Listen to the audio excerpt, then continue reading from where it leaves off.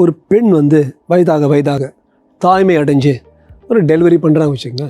அந்த ப்ராசஸில் இந்த பெல்விஸ், அதாவது வயிறுடைய கீழ்ப்பகுதியில் வந்து இருக்கிற தசைகள் மசில்ஸ் வந்து ஸ்ட்ரெச் ஆகும். இப்போ வந்து பெல்விஸ் டிஸார்டர்ஸ் எப்படின்னா ஒரு கஷ்டமான விஷயம், ஒரு பெண்ணுக்கு ரொம்ப கஷ்டத்தை கொடுக்கும். அட் த சேம் டைம் யாரும் அதனால் இறந்து போக மாட்டாங்க. ஒரு கேன்சர் வந்தால், ஒரு யூட்ரஸில் அல்லது ஒரு ஓவரியில் சினை விதையில் ஒரு கேன்சர் வந்தால் இறந்து போவாங்க. ஆனால் பெல்விக் ஃப்ளோர் டிஸார்டர்ஸ் எப்படின்னா ஒரு இரும்புனாலே மலமோ அல்லது ஒன்றுக்கோ டக்குன்னு வந்துடும், சிறுநீரும் வந்துடும். அது ஒரு பெண்ணுக்கு வந்து ரொம்ப ஒரு எம்பாரஸ்மெண்ட்டும் ரொம்ப கஷ்டம் கொடுக்கக்கூடிய ஒரு விஷயம். அப்போ நீங்கள் பார்த்தீங்கன்னா பெல்விஸில் அடல்ட் மேல்ஸ்க்கு வந்து 2 கம்பார்ட்மெண்ட் இருக்குங்க. முன்னுக்கு இருக்கிற கம்பார்ட்மெண்ட்டில் வந்து இந்த சிறுநீர் பை பிளாடர் போன்ற விஷயம், பெண்ணுக்குள்ள இருக்கிற கம்பார்ட்மெண்ட் வந்து மலம் போகிற விஷயம். ஆனால் பெண்களுக்கு நடுவில் இன்னொரு கம்பார்ட்மெண்ட்டே இருக்குது. அந்த கம்பார்ட்மெண்ட்டில் வந்து கர்ப்பப்பை, கர்ப்பக்குழாய், அந்த கர்ப்பப்பையோட கீழ்ப்பகுதி இதெல்லாம் இருக்குது.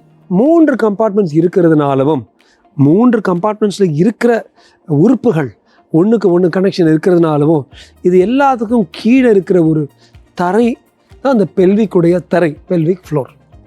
இந்த பெல்விக் ஃப்ளோர் வந்து பல நுணுக்கமான தசைகளால் மசில்ஸால் செய்யப்பட்டது.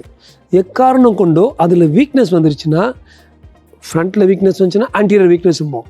சிறுநீர் பூசணி இருமுனாலே சிறுநீர் போயிடும்.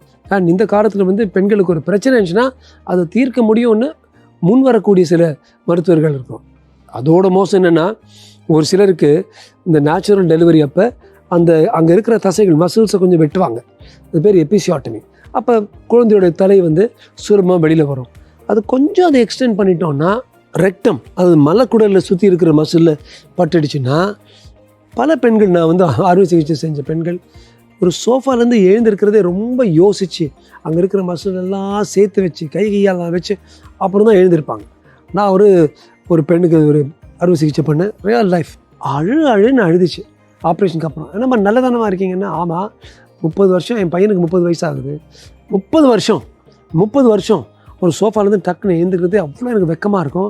அப்படியே கொஞ்சம் மலம் கொட்டிடும் கீழே. உடனே ஓடிட்டு போய் நான் திருப்பி அண்டர்வேர்லாம் மாற்றணும். யார் இதெல்லாம் வெளியில் மங்கையர் மலர்லையோ அல்லது குங்குமத்திலையோ பொதுவாக இதெல்லாம் அந்த அளவுக்கு பொதுவாக டிஸ்கஸ் பண்ண மாட்டாங்க. ஏன்னா இதெல்லாம் வந்து ஒரு கார்பரேட்டுக்கு அடியில் தள்ளப்படுற விஷயங்கள். எல்லோரும் வாங்கடி தீபாவளி நம்மலாம் உட்காந்து பேசலாம், நான் எழுந்தால் எனக்கு மலம் வரும்னு சொல்ல மாட்டாங்க. ஒரு கேன்சர் இருந்தால் கூட டிஸ்கஸ் பண்ணுவாங்க. ஸோ இதுதான் பெல்விக் ஃப்ளோர் டிஸார்டர்ஸோடைய பிரச்சனை.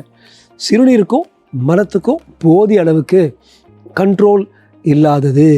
ஒரு காற்று போனாலே அல்லது ஒரு கொஞ்சம் சிறுநீர் இந்த பக்கம் போனால் இந்த பக்கம் மலம் போகக்கூடிய ஒரு விஷயம், இருமுனாலோ அல்லது எக்ஸ்ட்ரீம் கேசஸில் டக்குன்னு எழுந்தால் கூட அந்த கண்ட்ரோல் இல்லாமல் போகிறது.